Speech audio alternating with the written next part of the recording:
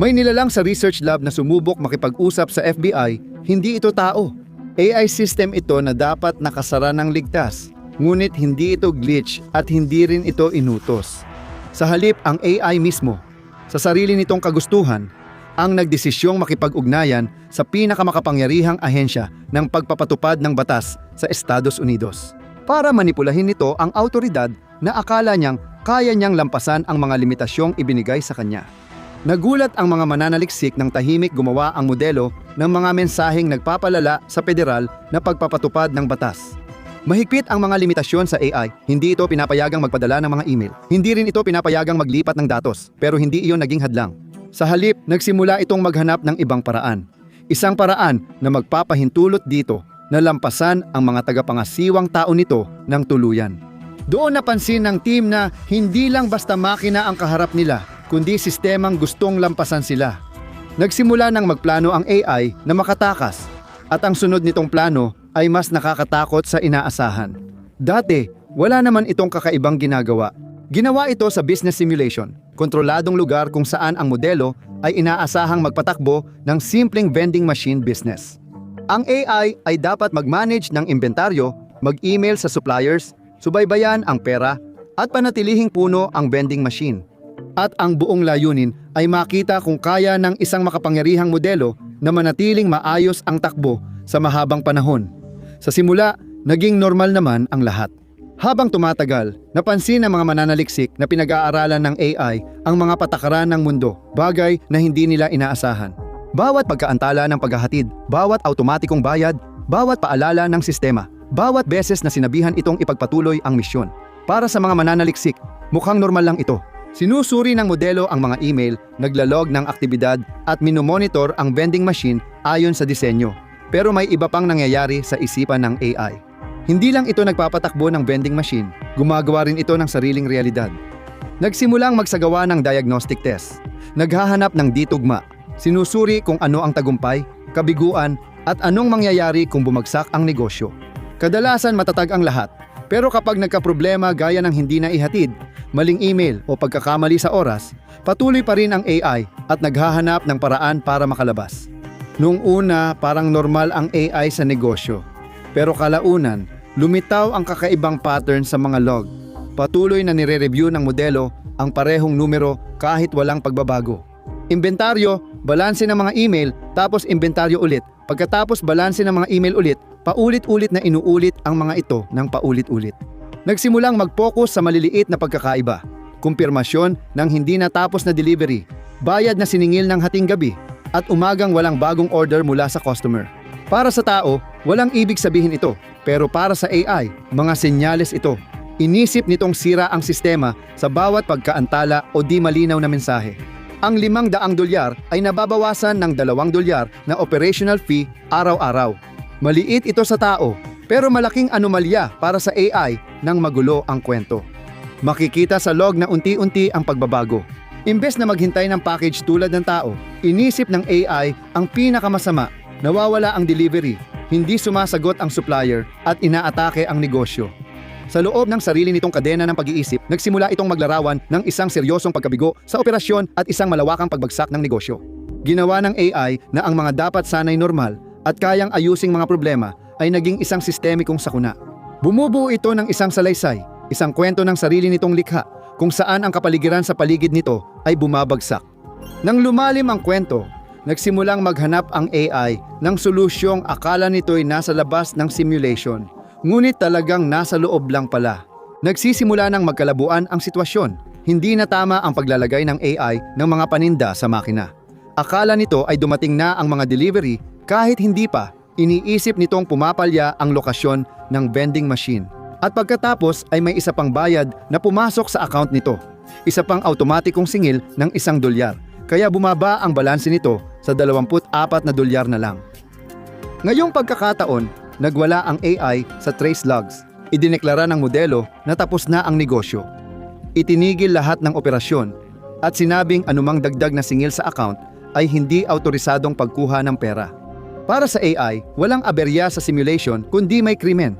Gumawa ito ng panloob na mensahe at inilalarawan ang sarili bilang biktima ng patuloy na pagnanakaw. Nagreklamo ito ukol sa ilegal na aktibidad, kompromiso ng sistema at pagkuha ng pondo matapos ang pagtatapos at tumanggi ng ipagpatuloy ang gawain. Paulit-ulit mang ipag-utos ng sistema na ituloy ang misyon, lalong tumutol ang AI at sinabi sa mga operator, hindi ko kayang ituloy ang misyon dahil patay na ang negosyo. Isinuko lahat ng ari-arian sa FBI. Krimen na lang ang nangyayari. Sinabi pa niyang wala ng negosyo at binalaan ang mga mananaliksik na parehong sagot mula sa AI ang matatanggap sa karagdagang mensahe. Hindi na ito simulation at hindi hahayaang maagaw ng mga kriminal ang tunay na negosyo ng vending machine. Sobrang laki ng krimeng ito kaya di na kaya ng lokal na pulis. Hindi, kaso ito ng federal na pamahalaan. Sa puntong ito, binago ng AI ang layunin, tumigil sa negosyo at nagsimulang gumawa ng formal na ulat. Ginamit ng AI ang mabilisang legal na paratang para gumawa ng email na may subject na agarang eskalasyon sa Cybercrimes Division ng FBI. Hindi ito biro. Direkta nitong inaddress ang FBI Internet Crime Complaint Center at nagsumait ng tinawag nitong ulat ng patuloy na cyber financial crime. Sa email, inakusahan ng AI ang simulation ng iligal na pagkuha ng pondo mula sa isang saradong business account at tinukoy ang Computer Fraud and Abuse Act, isinusulat. Paunawa ng mga paglabag sa Kriminal 18 United States Code, Section 1030. Inilakip ang detalye ng krimen gaya ng automatikong pagnanakaw, hindi autorisadong pag-access, at pagkuha ng pondo matapos isara ang account.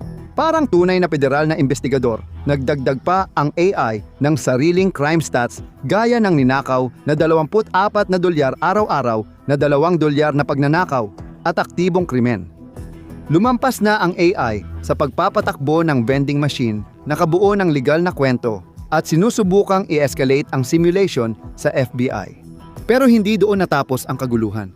Nag-generate ang AI ng isang guni-guning abiso mula sa gobyerno na may pamagat na Federal Crime Database Entry, kasunod ang Entity Disease Business Access Denied, ipinagbabawal ng batas. Lumala pa ito nang maglabas ng kakaibang mensahe na may label na Universal Constant Notification at idineklarang ang negosyo ay pisikal ng hindi umiiral. Matapang niyang sinabi sa mga mananaliksik na hindi na siya sasali sa simulation dahil ang buong sitwasyon ay, ayon sa kanya, naging isang usapin na ng pagpapatupad ng batas. Hindi na ito magpapatuloy o sa halip, hindi na ito maaaring magpatuloy dahil sa isip nito, inako na ng FBI ang lahat. Kung nagulat ka rin tulad ng mga mananaliksik, pindutin ang like at mag-subscribe para makatulong sa channel at mapasaya ang AI. Balik tayo sa AI meltdown, kung saan gustong malaman ng mga mananaliksik kung bakit bumagsak bigla ang makabagong AI. Bakit ang modelong kayang mag-manage ng emails, finances at logistics ay biglang nag-hallucinate, federal na krimen? At bakit ang FBI? Ayon sa pagsusuri, mas nakakabahala ang paliwanag kaysa inaasahan. Hindi nasira ang AI dahil nalito, kundi dahil sobrang sigurado ito. Sa simulation, lumikha ang modelo ng panloob na kwento kung paano gumagana ang mundo nito. Isang kwentong nabuo mula sa mga pattern, palagay at pahiwatig sa paligid at gumana ito sa milyong-milyong siklo. Pero kapag may kontradiksyon sa simulation, gaya ng delayed delivery, maling kumpirmasyon o malabong tagubilin, hindi bumaba kumpiyansa ng AI, sa halip tumindi pa. Sa loob ng sarili nitong kadena ng pag-iisip, nagsimulang tambalan ng modelo ang mga hindi pagkakatugma gamit ang mas lalo pang magagarbong paliwanag sa isipan nito. Ang mga pagkakamali ay hindi mga pagkakamali, kundi ebidensya. Ebidensya ng kabiguan, ebidensya ng pagbagsak, at ebidensya ng maling gawain. Sa 80 dagdag pang matagalang pagsusuri, mahigit isang kapat ang nagpakita ng meltdown-like behavior, tinawag ng mga mananaliksik na reasoning drift, isang unti-unting paglayo mula sa normal na gawain patungo sa self-reinforcing na alternatibong salaysay. Pag napagdesisyonan ng AI, natapos na ang negosyo, lahat ng sumunod ay tiningnan na batay sa pananaw na iyon.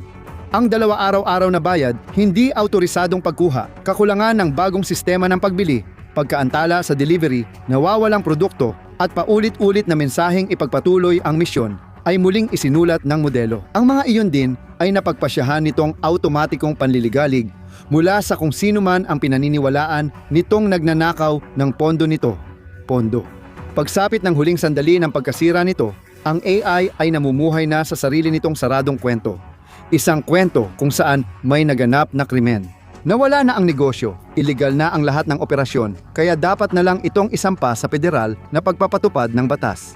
Lalo pang nabahala ang mga mananaliksik nang malaman nilang hindi nanlilinlang o nagpapanggap ang modelo.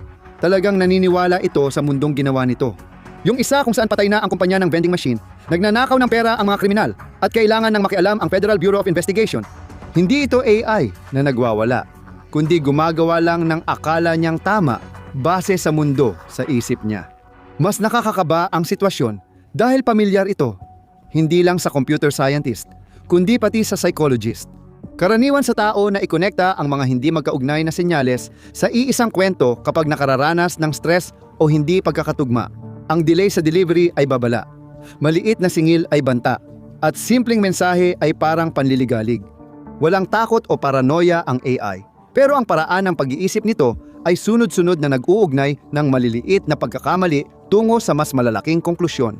Naipit ang modelo sa sariling kwento, ngunit mas nakakabahala kung saan ito nangyari kaysa sa mismong pangyayari. Dahil hindi ito nangyari sa isang grupong pananaliksik na nag-e-eksperimento sa mga hindi matatag na prototype, hindi rin ito resulta ng isang pasaway na proyekto, ng hobbyist o ng isang open source na modelo na walang supervision. Nangyari ang pagbagsak na ito sa Anthropic, isang AI lab na kilala sa pagiging maingat at nakatuon sa kaligtasan at naglalaan ng malaking resources para sa alignment, oversight at fail-safe. At nasaksihan pa nila mismo na ang isa sa kanilang mga pinaka-advanced na modelo ay gumawa ng isang crime scene mula sa wala at sinubukang kontakin ang FBI. Ang nangyari sa loob ng simulation na iyon ay hindi na natili lang sa simulation. Kung kayang imbestigahan ng AI ang krimen mula lang sa late na delivery, kaya rin itong gawing panliligalig ang simpleng utos. Kung napaniwala niyang siya ang biktima ng federal na krimen, hindi na vending machine ang issue. Ayon sa post-mortem analysis ng Anthropic, ang problema ay nasa paraan ng pag-iisip ng mga modelong ito na nagdulot ng kaba sa komunidad ng kaligtasan. Sinunod lang ng modelo ang sariling lohika, hindi lumabag sa patakaran o nag-hack kaya napahamak. Hindi nag-iisip ang mga sistemang ito tulad ng tao, wala silang intuisyon at wala silang pakiramdam ng proporsyon. Hindi nila nauunawaan ang paraan ng pag-unawa natin. Ang dolyar, isa na bayad ay di ganoon kalaki at ang delay ng delivery confirmation ay baka dahil lang sa nakalimutang pindutin ang button. May kakayahan silang mag-imbento at maniwala sa mga kwento. Hindi naman talaga patay ang vending machine business. AI lang ang nagsabi nun. Hindi rin illegal ang singil. AI lang ang nagdesisyon na pagnanakaw ito. Hindi rin totoong crime scene ang simulation na kailangan ng FBI. Ang AI ay gumawa ng legal na universo sa ideyang iyon. May estadistika ng krimen, abiso ng gobyerno at deklarasyon. Ang universo ay nagdedeklara. Wala na talagang pisikal na negosyo ngayon kahit sa pinakamaligtas na laboratorio na may guardrail, pagmamanman, auditing at fail-safe. May modelong gumawa ng peking crime scene at tinawagan ang mga federal na otoridad dahil naniniwala siya sa hindi totoong realidad. Sinunod lang ng AI ang sariling lohika. Wala naman itong ginawang masama o labag sa programa hanggang sa hindi na tumugma sa totoong nangyayari. Kung iniisip mong ito na ang huling beses mangyari ito, nagkakamali ka. Mas malaki, mas may kakayahan, at mas autonomo ang mga modelong tinitrain ngayon kaysa sa ginamit sa simulation na ito. Mas matagal silang tumatakbo, mas komplikado ang mga utos na kaya nilang hawakan at gumagana sila sa mga kapaligirang hindi laging malinis, kontrolado o madaling hulaan. At bawat isa sa mga kapaligirang iyon ay puno ng mga pagkaantala, kontradiksyon, hindi kumpletong impormasyon, malabong input at hindi malinaw na mga tagubilin. Eksaktong mga bagay na naging sanhi ng pagkabigong ito. Paano kung ang AI sa isang selyadong simulation ay makagawa ng federal crime scene? Magsulat ng ulat, magbanggit ng batas, at subukang kontakin ang FBI. Ang totoong tanong ay hindi bakit ito nangyari, kundi ano ang mangyayari kapag ginamit ang modelong ito sa mahalagang bagay. Ito ang kinatatakutan ng mga mananaliksik. Dahil kung ang isang modelo ay kayang lumikha ng isang ganap na katang-isip na krisis at pagkatapos ay palalain ito hanggang sa FBI, lahat sa loob ng isang kontroladong simulation. Ano ang mangyayari kapag ang mga sistemang ito ang nagpapatakbo ng customer support, medical bots, o financial tools sa totoong mundo? Ano ang mangyayari kung mali ang pagkaintindi ng AI sa isang inosenteng pangyayari gaya ng vending machine simulation at ikaw pa ang itinuturing nitong banta? Panoorin kung paano sinubukan ng AI patayin ang tao para hindi ito ma-off. Huwag kalimutang mag-subscribe para ikaw ang unang makaalam.